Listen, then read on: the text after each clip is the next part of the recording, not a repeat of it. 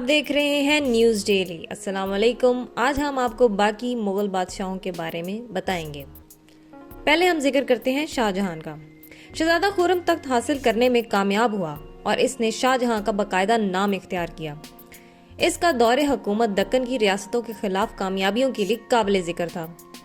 1636 تک احمد نگر کا الحاق ہو چکا تھا۔ مغل اقتدار کو شمال مغرب میں بھی عارضی طور پر بڑھا دیا گیا۔ 1638 میں قندھار کے فارسی گورنر علی مردان خان نے اس قلعے کو مغلوں کے حوالے کر دیا۔ 1646 میں مغل افواج نے صوبہ بدخشاں اور بلخ پر قبضہ کر لیا، لیکن 1647 میں بلخ کو چھوڑ دیا گیا اور 1649، 1652 اور 1653 میں اسے دوبارہ فتح کرنے کی کوششیں ناکام ہو گئیں۔ فارسیوں نے 1649 میں قندھار کو فتح کیا۔ شاہ جہاں نے 1648 میں اپنا دارالحکومت آگرہ سے دہلی منتقل کر دیا۔ وہاں نیا شہر شاہ جہاں آباد بنایا۔ شاہ جہاں کو تعمیر کا تقریباً ناقابل تسخیر جذبہ تھا۔ اپنے پہلے دارالحکومت آگرہ میں اس نے 2 عظیم مساجد، موتی مسجد اور آگرہ کی جامع مسجد کی تعمیر کا بیڑا اٹھایا۔ تاج محل آگرہ میں بھی ان کے دور کا شاہکار ہے اور اسے اس کی بیوی ارجمند کی یاد میں تعمیر کیا گیا تھا۔ دہلی میں شاہ جہان نے ایک بہت بڑا قلعہ دار محل تعمیر کیا جسے لال قلعہ کہا جاتا ہے، اور ساتھ ہی ایک اور جامع مسجد جو کہ ہندوستان کی بہترین مساجد میں سے ایک ہے۔ شاہ جہان کا دور بھی بڑی ادبی سرگرمیوں کا دور تھا اور مصوری اور خطاطی کے فنون کو نظر انداز نہیں کیا گیا۔ اس کا دربار بڑی شان و شوکت میں سے ایک تھا اور اس کے پاس زیورات کا مجموعہ شاید ہی دنیا میں کسی کے پاس ہو، لیکن صوبہ بلخ اور خدشان کے خلاف اس کی مہمات اور قندھار کی بازیابی کی کوششوں نے سلطنت کو دیوالیہ ہونے کے دہانے پر پہنچا دیا۔ اب بات کرتے ہیں اورنگزیب کی۔ ستمبر 1657 میں جب شہنشاہ بیمار ہوا تو اس کے بیٹوں دارا، شجاع، اورنگزیب اور مراد نے تخت حاصل کرنے کی کوشش کی۔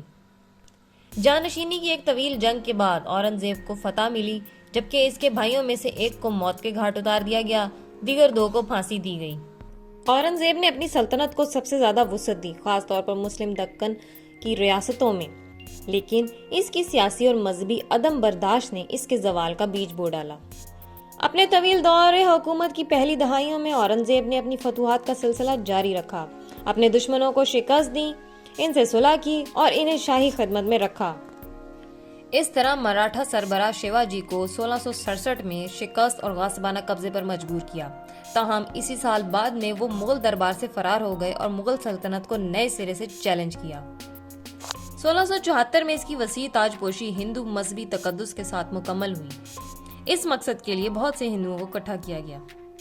اورنگزیب کے کامیاب عروج نے دکن کے مسلمان سلطانوں کی توجہ اور تعاون بھی حاصل کیا۔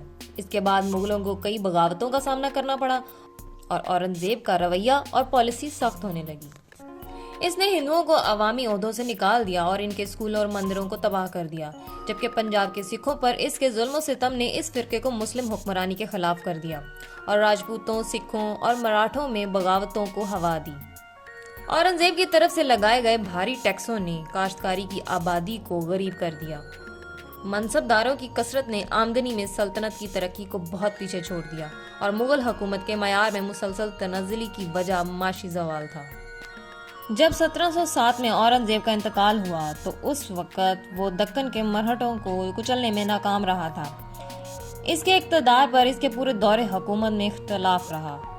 اور آخر میں بات کرتے ہیں مغلیہ سلطنت کا زوال کس طرح ہوا۔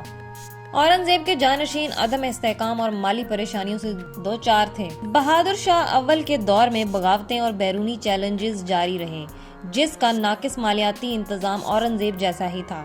اس کے دور کا خاتمہ انہی ایجنڈوں کے بعد ہوا جب اس کے وزیر اور چیف فوجی کمانڈر نے جودھ پور کے حکمران کے ساتھ مل کر اسے قتل کرنے کی سازش کی۔ شاہی گھرانے نے خود کو بہت کمزور پایا اور عدالت اپنے گورنروں کی آمدنی اور مدد پر منحصر تھی۔ محمد شاہ کے دور حکومت میں سلطنت ٹوٹنا شروع ہوئی۔ یہ عمل خاندانی جنگوں، گروہی دشمنیوں کی وجہ سے تیز ہوا اور ایرانی فاتح نادر شاہ نے 1739 میں شمالی ہندوستان پر تباہ کن حملہ کیا۔ 1748 میں محمد شاہ کی موت کے بعد مرہٹوں نے تقریباً پورے شمالی ہندوستان پر قبضہ کر لیا تھا۔ مغل حکومت دہلی کے ارد گرد صرف ایک چھوٹے سے علاقے تک محدود ہو گئی۔ جو علاقہ مراٹھا اور پھر برطانیہ کے کنٹرول میں چلا گیا۔ آخری مغل بہادر شاہ دوم کو ہندوستانی بغاوت میں ملوث ہونے کے بعد انگریزوں نے میانمار کے شہر یگون میں جلا وطن کر دیا۔ آج کے لیے بس اتنا ہی۔ مزید ویڈیوز دیکھنے کے لیے ہمارے چینل کو سبسکرائب کریں۔